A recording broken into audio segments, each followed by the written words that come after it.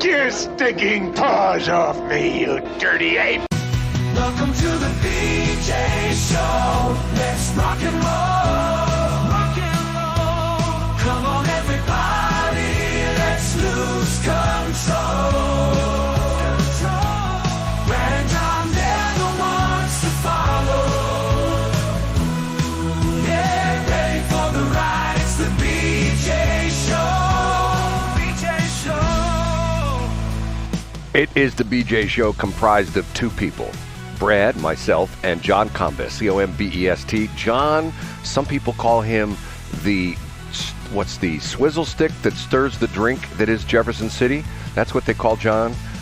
He doesn't know that. That's a new one. You know where that came from? Maybe before we get into the top three, we should talk about where that phrase came from, Brad. I believe. And thank you. What a compliment. I stir the drink, although I don't go there every 15 years. But if you want my travel schedule, ask Brad Hildebrand. He'll give it once a day between now and then. Isn't that Joe Namath? Wasn't that referred to that Joe was the swizzle stick that stirs the drink of New York or something like that? No, the conversation came from Reggie Jackson. Oh, that's and right. Reggie Jackson was at Casa Grande, Arizona, which is a beautiful facility between Phoenix and Tucson, Arizona. And he was in, I believe it's, I forgot the name of the bar at the Casa Grande Hotel, but he was there and he was talking to a reporter.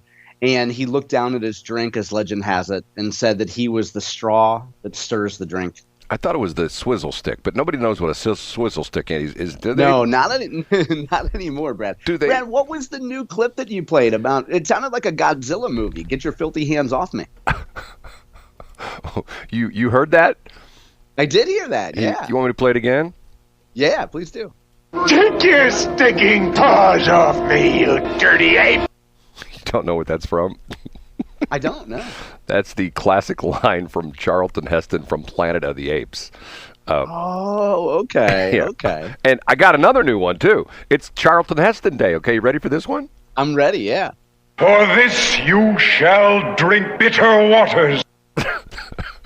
Oh, yes, Moses. Yes. That's terrific. You want to hear a good line, and only see.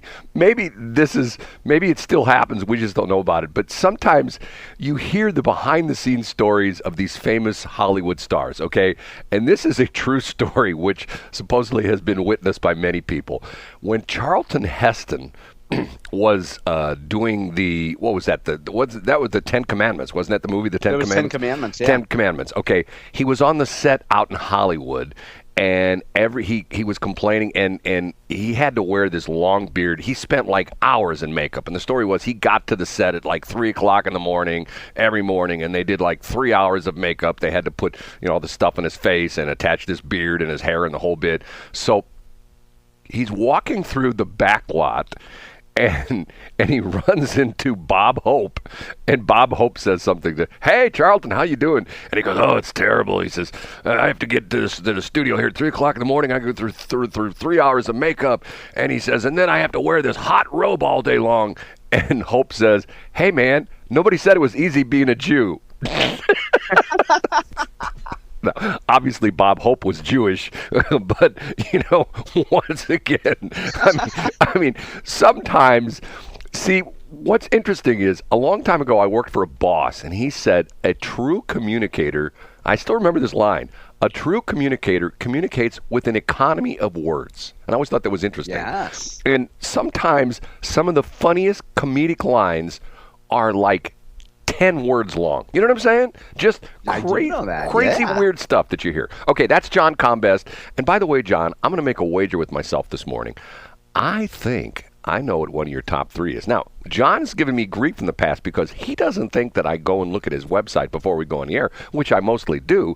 But And sometimes he'll say, "Well, that was on my list," and I go, "But I have no idea what you're going to do for top three." So that's where I don't know. Yeah, of course, it's a wild card. It's not just the top three in chronological order from the top of the website. You're right about that, Brad. Right, JohnCombest.com, Combest, does it every day. He's done it for the past 22 years. We start the show off with this guy. What's your name again? I'm Casey Kasem. And he leads us through John's top three, and we start with in third place, a real point of contention between you and I, Brad. The length of a school week. You think kids should go to school at least 6 days a week.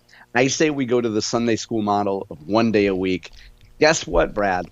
It looks like you're winning this battle. The governor yesterday signed his massive education bill. I should say the legislature's massive education bill. And one of the provisions is making it harder for school districts to go to 4-day-a-week schedules. Now, there's a whole lot of other stuff in the bill. It expands what's traditionally known as vouchers. So an education savings program, a fund where students can go to private schools. There's also a charter school can be established now in Boone County, which is a brand new thing thanks to this bill. And one of the things that drew the actual literal headlines in newspapers today was making it harder for 4-day school weeks. So it looks like your side of this is making out pretty well, Brad. You know, once again, I think that, hold on just a minute. It sounds like I have school teacher friends. Actually, I think my school teacher associates are not considered my friends anymore, not on my behalf, but on their behalf. But it just drives me nuts because of the fact that in school, you're preparing kids for life. And let's be honest, most jobs, unless you're a dentist or something like that, still required you to show up 5 days a week. I mean, wouldn't you agree with that, John? Where you worked in Montana, weren't you supposed to be there 5 days a week? Yeah, for sure. But again, Brad, now here's my pushback, Brad. I would say most of my friends and I'll use the company name, most of my friends at Bayer go into the office 1 day a week now. Well, and the other 4 days a week, I'm not saying that they're doing laundry and napping and out on their back patio getting a little bit of sun.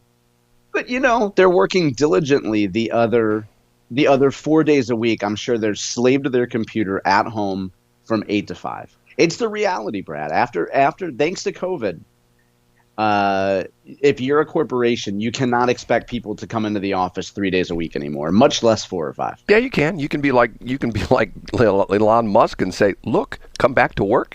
If you don't come back to work, you don't have a job anymore." Simple as that, right? And IBM did that too. And here's what I think is brilliant about that: if you need to lay off a huge part of your workforce, you just tell them, "Look, got to be here at least 4 days a week," and then people quit.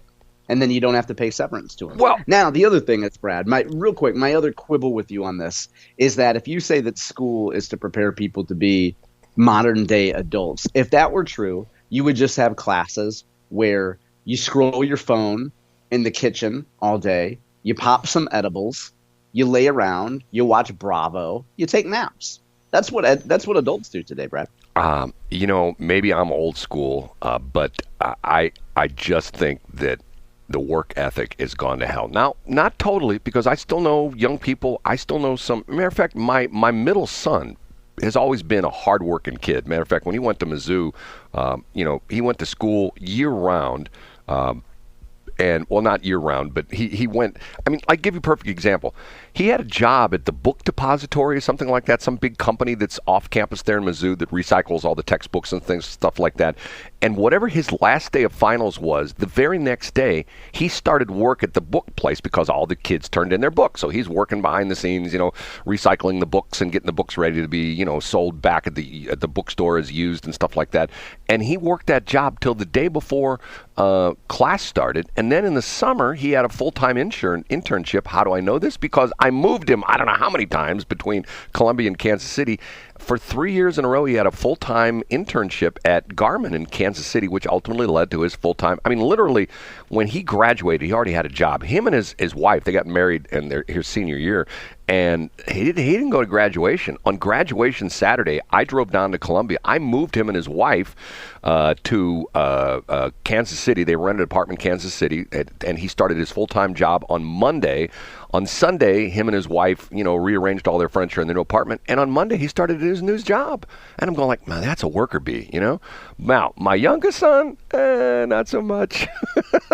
Yeah, well, but to your point, Brad, I mean, there will always be young people, a percentage of them, that want to slack off and want to do the bare minimum. And there's still going to be, and then on the other end of the bell curve are people who want to get up and have internal motivation and don't need a company telling them, hey, need you to work. Hey, Really need you to get to work today, guys. Well, John, it's always been a bell curve like that. John, don't indict young people. I mean, there's another category of this people that just don't want to work and just want to slack off all the time, and it has who are they? Has nothing to do with age. They're called government workers. They are. Brent, I'm going to email you that voter list, but go out to the parking lot and email me first, okay? Why is that? You going to shoot me or something? Okay. That's a Mark Parkinson reference from a few years ago. Yeah. No, yeah, okay. Hey, while we're talking about committees, Brad, and we're talking about, I don't know, filing, maybe we should move into story number 2. Well, you know what, John? Up a notch to number 2. A topic we discussed in the early days of our show, Brad. Back in November, we discussed candidates being vetted by central committees. And in fact, that whole process is going to trial this week, Brad. There was a trial in Vernon County, which is in the southwest part of the state. And the idea is, if you're a Republican and you want to run for office, if Brad Hildebrand wanted to run for office, let's say in St. Charles County, should the St. Charles County Central Committee get to say yay or nay of whether you can file to be a Republican? Now, Brad, for folks who weren't with us way back in November, where are you on this? I'm absolutely, positively 100% against it. Because I think that if you're a Republican, that, or whatever you declare, Democrat, Libertarian, Green Party, whatever, I don't think anybody should say, well, I'm sorry, you can't run for that office. That should be open to anybody. That's what the primaries are for, right? Isn't that what the primaries are for? Yeah, but Brad, I just got to call you out here and say you sound a lot like a rhino. You know what? I got to. You sound like you should be listening to Rhino Radio. Oh, no. Are you a representative of Rhino Radio? John, I got a new one for you. You mentioned Gyno yesterday, and we're not talking Gyno. We're talking Gino. Explain what Gino is. It stands for grassroots in name only. Okay, I have a new one for you, and I know 2 people. Yeah. I'm going to say there's a such thing as a Kino, Cino. You know what that is? Oh, I don't know what that is. Christian in name only. Oh, like someone who does not apply the teachings of Christ to their everyday life. Well, someone who claims to apply the teachings of Christ every day in their life, but is a hypocrite. We'll call them a Kino. How's that from now on? Oh, I do like that. And now, real quick, Brad, I got to point out here, another point of contention. Maybe the theme of today's show will be opposition. When we get into segment C, we're going to be doing the tortured politicians department. Here's where your stance puts you at odds with a dear friend of yours. Who is representing the people, Brad, the Central Committee of Vernon County? Who is representing them in a court of law? Is it an attorney? Yeah, I'll give you a hint.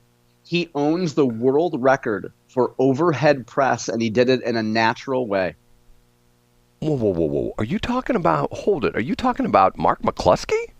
Yeah, Mark McCloskey is the attorney for the Vernon County Republican Central Committee, the group that wants to vet candidates. So he is arguing their side of the equation? Yeah, that's true. He is their attorney. Doesn't that seem a little bit hypocritical since he ran for office and he didn't have to get vetted? No, I think if you're Mark McCloskey, first of all, you would before you start the day, you would take a shirtless selfie and you would post it on social media because people really want to see middle-aged men and older without a shirt on. That's where you would start your day. Secondly, you would say that we need to get rid of these rhinos, Brad. We need to get rid of these folks that claim to be Republicans and then maybe they get in office and they act in ways that are not truly Republican. I think that's what Mark McCloskey would say. You know what's sort of interesting about that? What's that? There's a source that we could contact who would actually tell us exactly how he feels about that.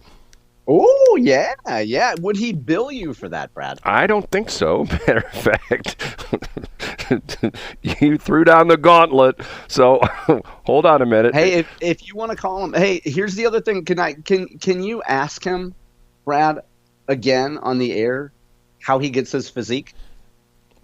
Well, he tells me that. Hold on a minute. Okay, here we go. Yeah, give him a call. Hold on a minute. Here we go. Hold on. It didn't work. Hold on. Let me do my phone again. I thought I hit the right button. I'm going to eat my avocado toast, Brad, while you get sent the voicemail. Okay. No, watch. You watch. I bet you he answers the phone.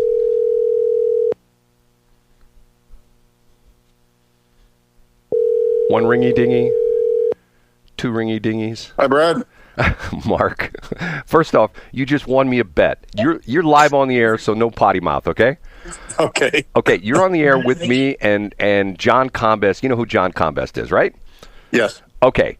We were just talking about you and the fact that you are representing the Republican Central Committee in Vernon County, Missouri. Is this correct? Absolutely. Yeah, we just had a hearing on it yesterday. Now, I find it a little bit interesting that you're on the side where you essentially say the Republican committee should be able to vet who shows up on the ballot. Isn't that your side of the equation that you're arguing? Absolutely. It's been my argument for a long time that, the problem with states like Missouri, where we have supermajorities in both houses and a Republican governor and yet get nothing done, is because the majority of people with an R behind their name aren't real conservative Republicans. And so the concept is that the party ought to have the ability to choose who are members of the party. And that's what vetting is all about, is to see if you're going to be a Republican, you at a minimum, you should adhere to the Republican platform.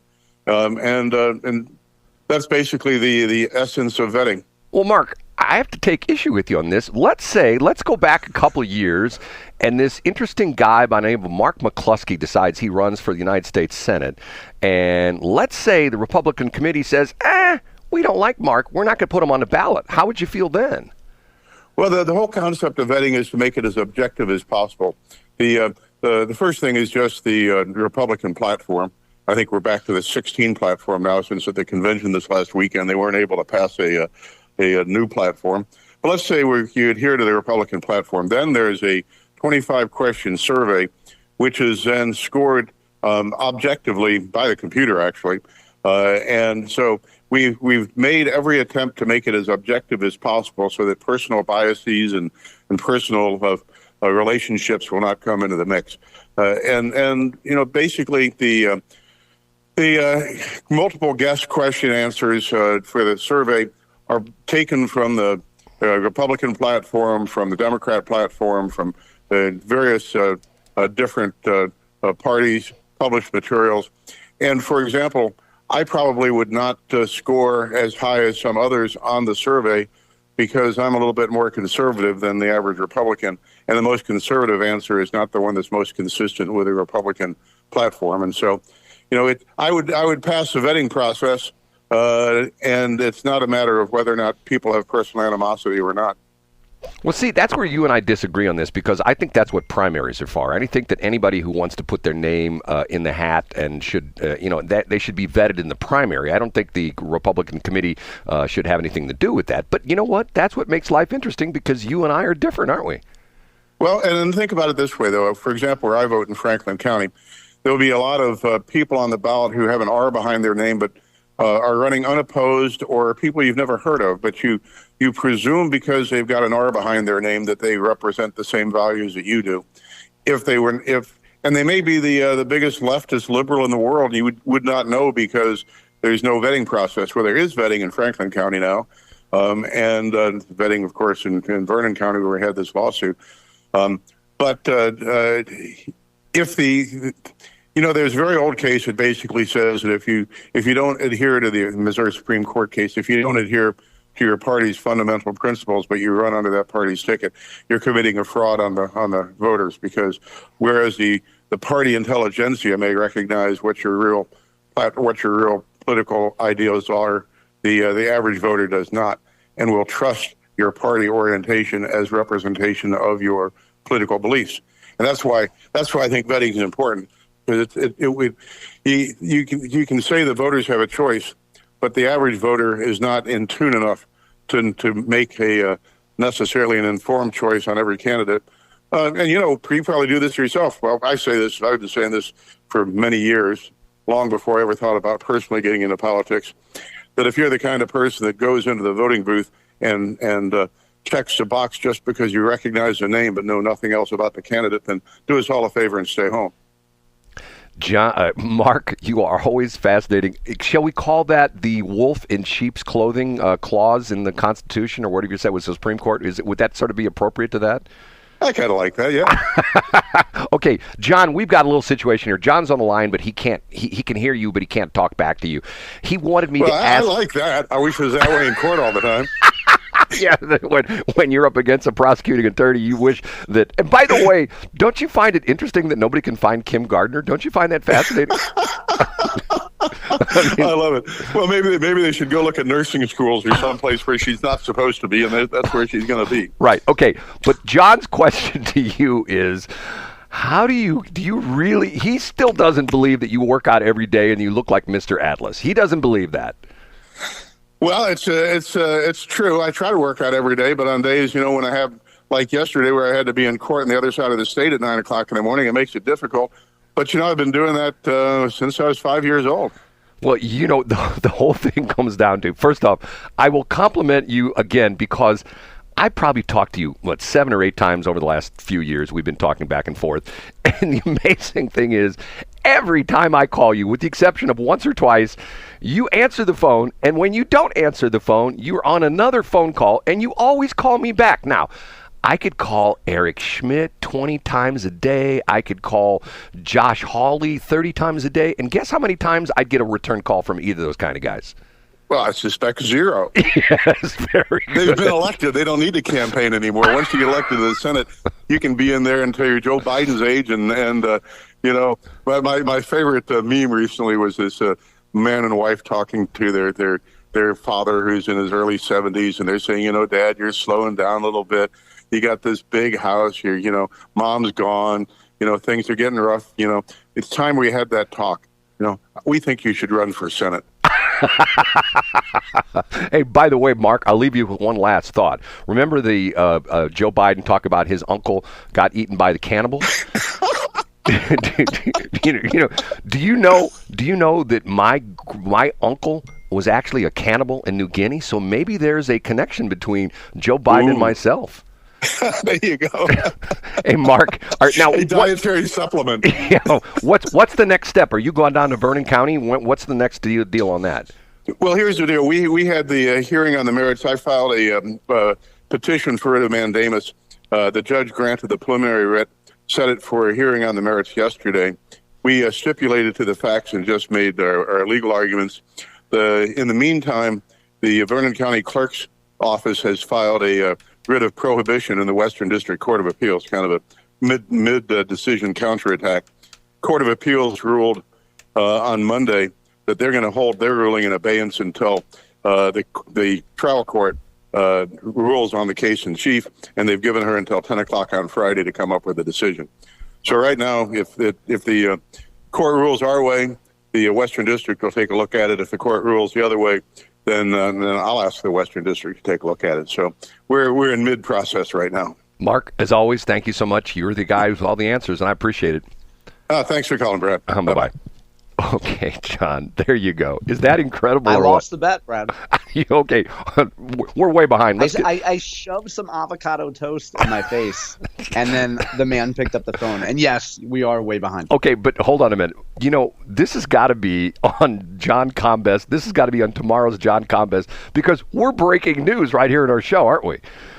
Well, what's the news? That he's a natural bodybuilder? No, never mind. Hold on a minute. Hold it. For some reason, my thing didn't work here. Hold on a minute. Oh, hold on a minute. What's going on? Oh, you know what? I screwed up. I don't have the number 1, so I'm just going to say, and number 1. Go ahead. Oh, yeah. Well, real quick, I know we're way over time. Will Scharf was on Fox News. Trump attorney Will Scharf was on Fox News. It's the top headline today. He says that the district attorney is essentially just trying to pollute this entire case, make it a freak show, make it a circus. Will Scharf and the rest of Trump's attorneys want it to be declared a mistrial, Brad. And on the top link today at johncombest.com, you can hear Will Scharf talk about why it should be a mistrial. Well, see, here's interesting. John lost his bet, and I lost my bet because one of the things I thought was going to be in the top 3 is not. So, and we'll talk about that coming up. We'll worry behind. We've got to take a break. Thanks for checking out the Brad and John Show podcast. This segment of the show is brought to you by John Combest's book, Stalking, Harassment, Internet Trolling, A Guide to Recovering and Rebuilding After Online Attacks.